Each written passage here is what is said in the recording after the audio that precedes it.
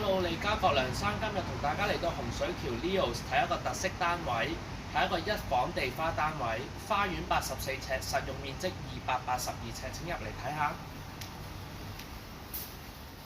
呢度就係單位嘅私人花園，客廳方方正正，非常之實用，有一個開放式廚房。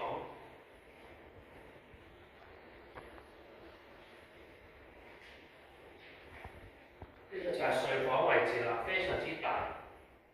後邊仲有浴室，